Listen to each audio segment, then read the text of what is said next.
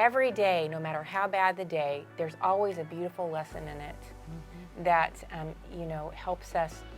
It's all part of that beautiful picture.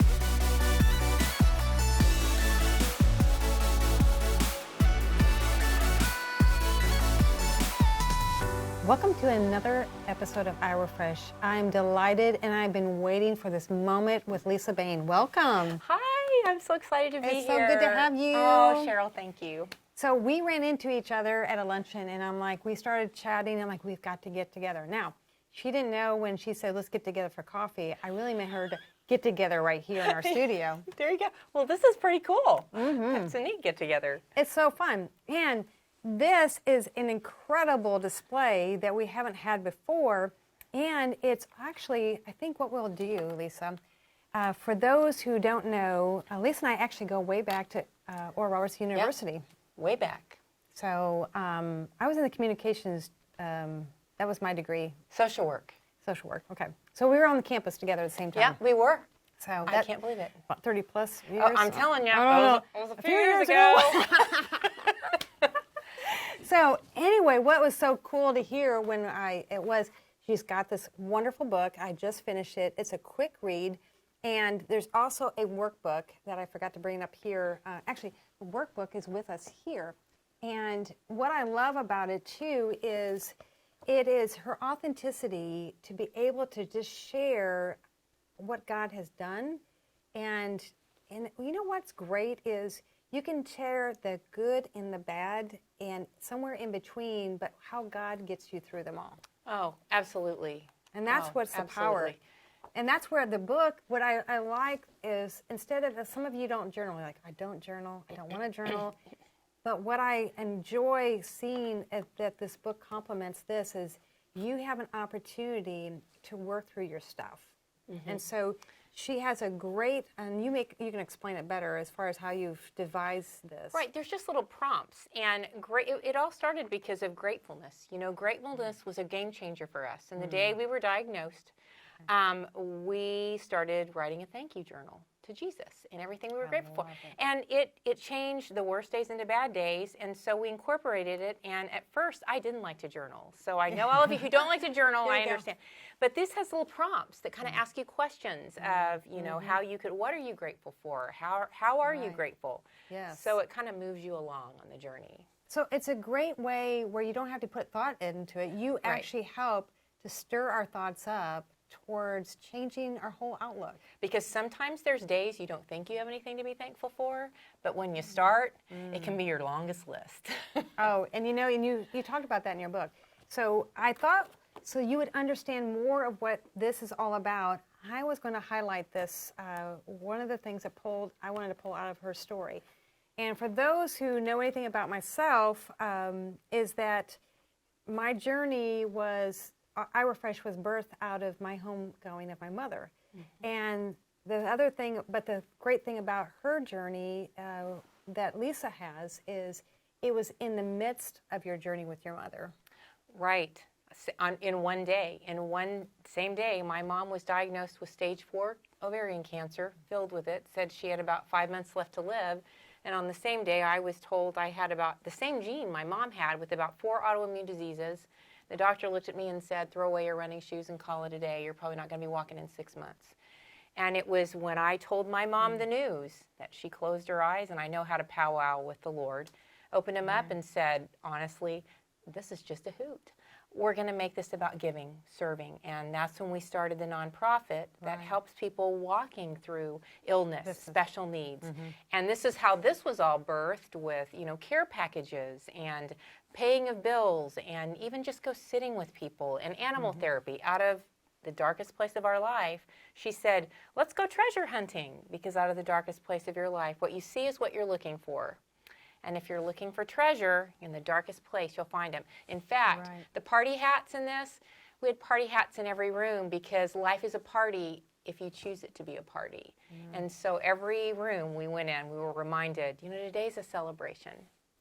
And this is what I wanted to highlight, because that's exactly what I highlighted. I wanted to share in an excerpt of her book. So you can get her book. We will also have the links on that, but you can probably go to Amazon. Mm-hmm. It's on Amazon, and then you can go to our website. Your website, .com. Okay. So in it, what I love that your mother and you were talking through is that your real health benefits to giving was serving others. It lowers your blood pressure. You increase self-esteem. You lessen your depression. You lower your stress levels, and you help us live longer. And which your mother did live longer. Yes, 5 years, not 5 months. Yes. Yes. So that's and I'm still walking. Yes. 15 years later. And how many shoes have you gone through since? 15 pairs of running shoes. They told me I wouldn't be in them. Exactly. But, yeah. So. I love it. We're still counting. But the thing that was so really special, and I was reading it one morning in my quiet time, and I started just boohooing over it, is the fact that their mission and as the M together in bringing joy to people in crisis. In the midst of their crisis is when you chose joy. And what I loved about it, even it says, we silenced the noise of unimportant things and focused on the mission in front of us. We're in a place in a world right now of complete noise. And when I saw that, I'm like, amen, quote it, silence the noise of unimportant. And Mom used to always say, Lisa, if you're here and God's here, he didn't move. And usually it's the noise. It can be social media. It can be, it can be so many things that we don't realize are pulling us slightly away. And before we know it, we're listening to the noise and we've stopped. Because, rest can be the greatest weapon of warfare. Because that's when we hear Jesus, when we stop and we're still and we get to hear his voice. Okay, so here is the story. I'm going to try to read part of it without crying. Because this is what I wanted to highlight. And so it started out with this precious dog named Mavis Pearl. And the original name was Fat Tina. Fat Tina. Was the name, but you gave a new name in honor of a special woman who worked in your childhood elementary school cafeteria. Okay, right. So the woman had cancer. Okay, so what I want to talk about, that Mavis was her dog that was the easiest dog to train, but she was not a normal bulldog. No. And it was clear from the beginning that she was called to do great things.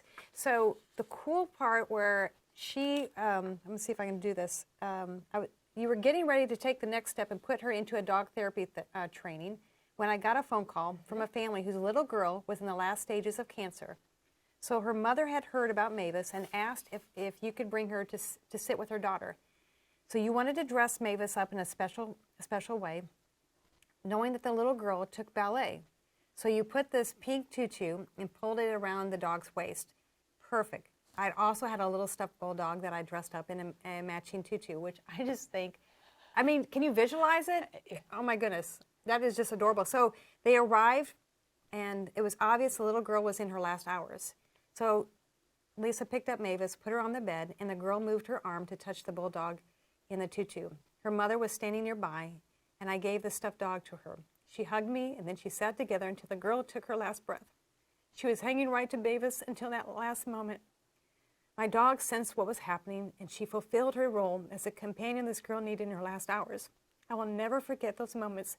What Mavis Pearl gave the young girl as she took her last breath here on earth. The mother hugged her again, held up the stuffed bulldog. Tears streamed down her face like mine. And she told me as it would be a special reminder of those beautiful moments. This little stuffed dog needs to be part of the organization you're forming. And so Mavis was your ambassador for Join the Cause, that stuffed animal. And so there has been a shift, but it's just a precious something significant to that precious girl, right? That it moved to have the tangible comfort of a dog. Right. And as we moved to Lisa Bain Ministries, and Mavis passed away last year, a year ago, but that's when these little stuffed animals all began. when she said there's something about them. And every one of these dogs is prayed over. The bandanas are handmade and they're loved on. And so those and, bandanas right, these little are here. bandanas and the bows, and they're prayed over, and they just, she was right. They became a big part of the ministry and are in every care box. In fact, as I leave, today, we're going to be passing them out to some more patients and even nurses and those walking through a lot of really tough places. It's amazing what a little stuffed bulldog can do. Sometimes the smallest things can make the biggest difference. Isn't it amazing? Truly. Just, the way, like, what a precious, like, that's adorable, Mabel is. But even just telling us about how has this happened, because this is, you said, a contribution from multiple people as well. Yes. Lisa Bain Ministries is about care with connection. We love connection and, serving. And Mom, when she started this, knew that serving would give me a purpose. Serving was healing. In fact, serving got me out of one of the biggest depressions of my life, helping in a hospice. It just gives you healing and hope. And so it was through the ministry that we started to just serve, and this kind of all just came to pass. But the connection of everything, youth groups pack these snack bags. They go to cancer patients. We've got spa bags with all kinds of amazing, really nice spa items. We've got a group that helps with those. Even little socks. We've got people that donate specific things. They donate bandanas. They donate the snacks. And we love to put the information about the group that had a part in it. In fact, these cards, even the cards, are all handmade by our volunteers. And even the cards are prayed over. And like these are our quilting ladies, the Trinity Baptist quilting ladies. Oh my goodness, these ladies hand make these beautiful quilts, pray over every tie. And when you open this box, you are opening up, we call it a resilience care box, because it literally gives you the hope to pull back, to be able to get back to that place of complete healing and hope. It's a box of connection. We always talk about broken to breakthrough, how you can walk through broken, but on the other side there's such breakthrough. And this represents people who have done exactly that. And they're serving and giving back to fill a box to give to someone to go through the same exact thing. That's powerful. And so those that are actually listening to our podcast, feel free to link up with us. We'll have it in show notes where you can take a look at our website at iRefresh or all our social medias, because I want to make sure people see all the treasures. I mean, from jewelry to the hats, fun hats, even looks like there's like books. I don't know if they're coloring books. Yeah, there's coloring books. We get requests, and sometimes we'll tailor them to the need of the patient. But they're in chemo chairs. They want to color. They want things to do. So we try to tailor this. This is a breast cancer package. Right. It's going. So the thing that I hear, though, is it's about caring, it's loving people in the midst of the most hardest of times for them. Absolutely. It's finding that beautiful place in the most dark place. And I have found my purpose in life in the most dark places. What I thought was an accident and was just awful was a divine intervention. God used every broken place, and there were 3 major ones in my life. I would not be sitting here with you, Cheryl, had it not been for those really broken places. And I'm thankful for them. And I'm redefined because of them, and walking in my healing because of them. Mom got the big picture in that 30-second pause, and she's the one that helped me just see the miracle of it all every day. But the thing that I appreciate even reading in your book is, yes, your folks were there and they were encouraging you with support and helping you to move yourself forward, but you made those choices.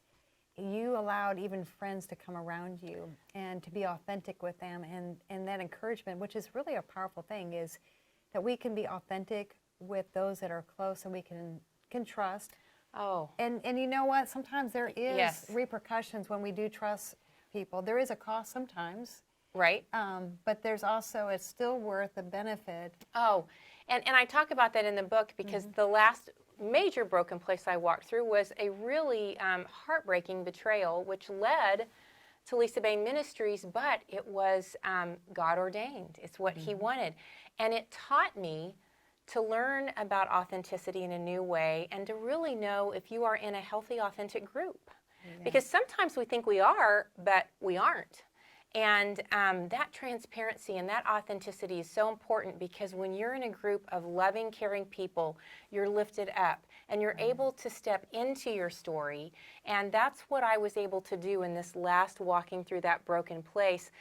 God showed me, Lisa, grab a hold of the arms of the people that are authentic and step into your story. I am here because your brokenness is someone else's manual for healing. Be raw, be real, let it out. In fact, my kids were like, you really told a lot about yourself in this book. And I'm like, but that's the way that it was. Yes. It's real. Well, I mean, it definitely, you get to know, who you are in a great way, because I like it that you don't hide the fact that I went through this tragedy or this hardship. I went through these, and I went through, and I'm curious, because she mentioned she went through an autoimmune disease. Mm-hmm. Are you still living through that? Every day. I walk, but victoriously. I'm not on any medication, and it is literally, there's some days where I'll get up and my legs won't want to work.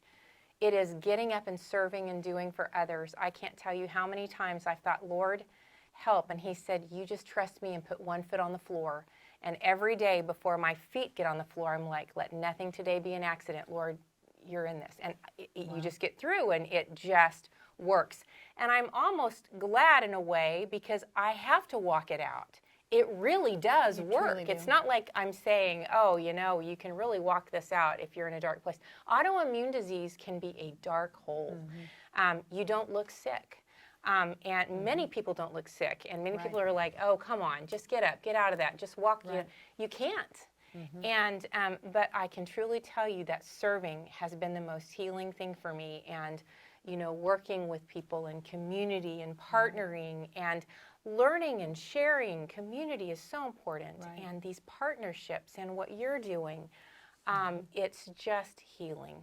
It just is. Lisa, that's what I think is interesting too, that you're still in the process. I'm in it. I will always be in process. Right. Yeah, someone said, are you ever going to be unbroken? And I said, every day it's a good thing. It's a miracle. But, I think, it reminds me of Paul, because Paul talked about the thorn in his flesh. Mm-hmm. And I really feel like, he said that, he kept asking for God to remove it. Yes. But God did not remove that. Yeah. And, I think sometimes God knows us well enough to know, can we handle things to where we will always rely on him? And if our bent might be towards not, then he allows us to be reminded of our need of him in every moment. And that's where, even when we started iRefresh, I'm like, Lord, help me stay humble. You do not need to deal with pride in my life. That is just a waste of your time. So keep me in the place of humility. I just didn't know sometimes I would be humiliated to stay in that place. I'm like, Lord, I didn't pray that right. That's like praying for patience. Don't do that. Wow. I'm more cautious how I prayed that. It's like okay, I needed to reword that. But, I think it's the great thing that your character of that you still do it, even in spite of the challenges when you wake up in the morning, because the perspective that others might have of you when they see your pictures and your imagery, and you're always out there and you're always doing and you're giving and you're connecting, it's an assumed. And you didn't really. And I've had people say, you never suffer a day in your life. I'm like, but you didn't make it really clear that you were healed of it. But you didn't even say that it's a daily. It's a daily thing. So I just want to say that how huge is that she has to know that God's grace is sufficient for her truly every day. I love, I've got kintsugi pottery all over my house. I don't know if you're familiar with that, but it's a pottery that the Japanese artist takes and they break it and they fill it with gold, silver, or platinum. And the cracked, filled pottery is more valuable than the one that's not broken. And I have them all over my house to remind me that those cracks are a container for God's glory. My weaknesses are his strengths. And I love it that they highlight the imperfections and they think they're beautiful. And I feel like that cracked pottery. And I know some days I told my husband, was I put in a blender? Because it's like, and he goes, well, that means you're all gold because you had to just pour all the gold there. So when we are weak, he is strong. He's the gold in the pottery, truly. Now, I would also, you came from a place where you remarried, and I know your husband, and I know that he has been a rock for you as well. A rock. And, that is also key, though, is having the stability of having a husband who has supported you. But I also, maybe you can speak to those who maybe have not been so fortunate, or maybe they're stuck in the place like you were at the beginning. Oh, well, it took a lot to get there. I went through a whole lot with a very unhealthy first marriage, and I talk about it in the book about everything that happened, and was a single mom for many years, and it was horrible. But I remember God asking me, Lisa, what do you want? As I was in the most broken place. And I wrote on Post-it notes what I wanted. And one of those was, Lord, I want a man of God to help raise my children. And he said, then give me the brushes and let me paint this picture. And I gave him the brushes, and he began to paint, and he sent the most amazing man of God that just is such a part of this ministry. And I never would have dreamed it, because I was in such a dark place before, thinking, Lord, do I even deserve this? And, you were talking about authenticity. I lived behind a mask, because you can hide your broken places and your vulnerability behind a mask. And it was him.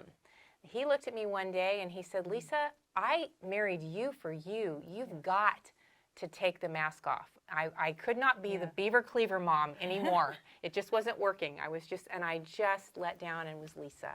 And it was the most freeing day of my life. Was that hard? I'm just curious, because because there's so many people, and no. Even social media now wasn't like what it was then. Right? I mean, it wasn't social media. Social media is a mask we hide behind. Right, because we give our better pictures. Right. And so our stories are through a different filter. Right, they're through a different filter. Yeah. And yes, it was hard at the beginning, but then it was just so freeing to know that I don't have to perform.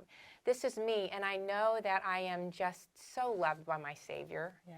And I knew that God had provided so many wonderful things that I was deserving of. I didn't think I was deserving of them. I had to realize and walk into that healing place that I was, because one of my things I struggled with was a low self-esteem.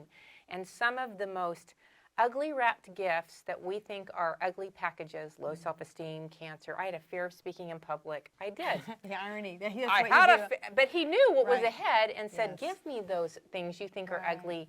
They're gifts. And in those was a nonprofit. You have to love you. You can't love anybody else if you don't love yourself. And he knew what was ahead. And so every day I ask God, is there something that I haven't opened that maybe I'm kind of fearful of, and what have I learned from today? Because, the puzzle I love thing. the puzzle. Yes, your father. The puzzles and It's a great story about the puzzle. You have to read it. I'm not going to give it away. Okay, I will let you read about the puzzle. Yes. But all of the pieces are important. Right. It's key in the order in which your father put it together. But I'll leave it at that. But it is true, and I think what's great is the different places where you've walked through. Is I really believe that people need to hear that even though you might feel like you have the mask up, sometimes though, some people need to do something to move themselves forward, because we can hide and be passive and sit behind, and we're waiting on God. And I think there's the other extreme that I think we need to address too, is we're all different, but the idea that we're waiting for God to heal. We're waiting for God to bring my knight in shining armor. Like, I saw your movement in the book, that you were still moving forward. You were still doing things, even while here is what I was praying and hoping, believing for. Right. But you were still in a motion of movement. You weren't passive, and I'm waiting, okay, God, I'm waiting. Because you know what happens when you're passive? Usually you get angry. Oh, then we get bitter. Angry and the root of bitterness bitter gets in us. And then you're like moving back. And I remember, hearing Mom used to always say, choose joy. And sometimes joy can mean you're standing still. You're not moving backwards. You're standing still, but you're moving forward. And then another little mom-ism was serve, step out, see miracles. And I had someone say, but Lisa, she got it wrong. It's step out, serve, see miracles. Sometimes we're too broken and wounded to step out. We have to serve right where we are. Yes. And then God gives us little things to help us step out of that comfort zone. And before you know it, we're living outside of the box where the miracles are. But yes, even the smallest things, when I was in that really dark place, I had a joy jar. It kept me moving forward. I would pull it and do something that day for somebody else. And it would keep me moving forward and keep me out of that really depressed, dark hole that the enemy would love to get us in, to isolate. Because once you isolate, then you're listening to all of those little negative tapes. So it's a dangerous place. It's a very dangerous place. So, one of the things, too, I would love you to speak to people that, or maybe they're in the place where they are isolated, they may feel alone, but maybe they either made the choice or they felt betrayed, things that you've spoken to. What could you share with people that have put themselves in a place of isolation? How can they get out of that place? One of the things that we talked about, being still and listening, many times when we're in that place, the messages that were going around in our head are just, mine were, you're fat, you're ugly, you're stupid. They were just, and when I stopped and I got into a quiet place and I was just, Jesus, please speak to me. Let me hear your voice. I promise you, he will whisper. And it's sometimes that sweet, gentle voice that moves mountains and moves you forward, and then before you know it, you're a little bit more forward, and then you're out of the black, funky place. Right. I can't tell you, God always has me stop and rest and listen when I am in that really discouraged place, and he's never let me down. That's good, and it's powerful. And some of the momisms that you've highlighted, some, and I'm like, oh, these are really good. Focus on the things that matter. Don't listen to the noise. Right, and I'm good at listening to the noise. If you're a giver, a server, and a doer, we're doing, and it's easy. And especially with what's going on in the world today, there's so much noise. And to not listen to it and to daily focus on, God, what do you want for me to hear today? It's sometimes more of a daily difficult effort than other days. Oh, yeah. You're totally right. So that's good. Everybody has a purpose until their very last breath. Yes. Everybody. And when we speak in schools, it's amazing how many kids don't know their purpose. And when they find it, it's a game changer. And, highlighting, the boxes that she has, which I love that she talks about a box, has a lot of similarities of life. She says every day comes bearing its own gift, and tie the ribbon. As she's, has the boxes. But, it's like God has given us a gift. And it's for us so many gifts, so many promises from his word.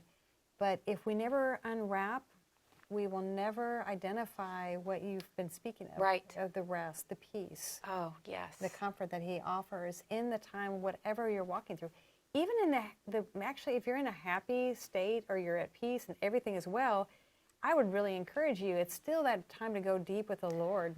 Oh, he'll reveal something every single time. And so you have to quiet the noise and distraction. Quiet the noise. And my last one here I said is, God often uses your deepest pain as the launching pad for your deepest calling. Yep. And this, the box that has all these treasures in it, for someone to really, it's an incredible way to give life. It's life-giving. It's a comfort. It's but it not just for the person you're going to be giving to today. The server. Yeah. The giver, the creator. What a release. Yeah. When I see that we can give and we can release something, it's like an extension of heaven. It's like we get to be the hands and feet of Christ. Lisa, how can we help to activate other people, even in wherever walking? What could they do to get involved and walking alongside what you're doing? Oh, I tell you, they can, if they wanted to help with our ministry, lisabain.com, but you can go next door. You can start in your neighborhood. And in fact, I made a New Year's resolution to get to know my neighbors. I'd been there 20 years, and it's amazing the miracle stories that I've been able to give and help and serve. The smallest acts can make the biggest difference. But we've got so many ways to get involved with the ministry, because it's just as much for the giver as the recipient. That's why I'm still walking, because of the giving and the serving. And every person who had a part in this care box will tell you the same thing.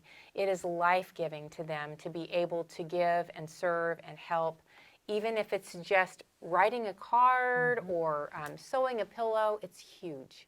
And so for those who are actually listening, there is a beautiful quilt, and that is from a group of women. Yes, the Trinity Baptist Quilting Ladies are our volunteers that they've made thousands of quilts for us.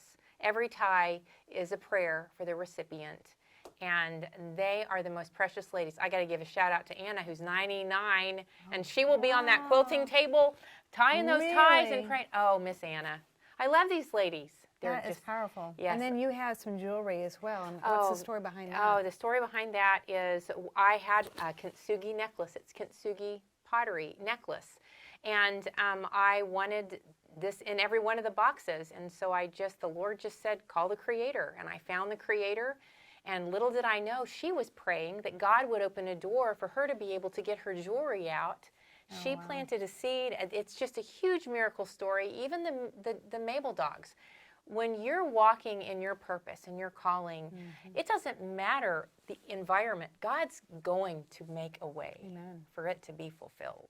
This is living proof. That's so powerful. Well, I would like you just to share with our listeners, what would be something for them to take home and just like to think through and like, what do I need to do differently? Because I'm hearing Lisa and she has made an effort to walk out of your pain, and when you're lacking something, to serve. How can you encourage those people that maybe they're in a place that they just need to be motivated or they're in a disappointed place? How do you help them move forward? I would say you are never, ever too broken for God to use your story. He loves to work with the cracked places in our lives. And I remember sitting in the floor feeling so completely broken and just saying, Jesus, I am so incredibly broken. And it was the day that I got so real before Him. That was just a day of such healing, and I felt that gold just be able to just permeate me. Because sometimes it's that, it feels like an elevator is going up too fast. You're in such a dark place you can hardly breathe, but Jesus is there. And your story matters. Your story is a manual for someone going through something, and He wants to use you. You have a calling, you have a purpose, and if the only thing you know to do is to just rest and say, Jesus, Jesus, I promise you, He will meet you right there in those cracked places. It's so powerful. Well, thank you, Lisa, for sharing. It's such an inspiration. I'm so grateful for what you're doing, and iRefresh is wanting to really link up with Lisa and her ministry and just getting the word out and like how can we learn to give and do it well in a way that it makes an impact for eternal for people that just need a little bit of love. And even Lisa said you can even go to your next door neighbors and spread a little love with them. So we'd also like to be praying for you. If there's something you are actually walking through a hard time, connect with us at iRefresh.net. We'd love to pray with you. We can arrange to have it, whether it's Zoom. You don't have to even be here in the Oklahoma area, but we will even Zoom call you and pray with you. We want to encourage you. So thank you, Lisa. Oh, thank you for having me. What an honor. What a joy. It's been fun. I've enjoyed it so very much. Fun. Thank you. Thank you.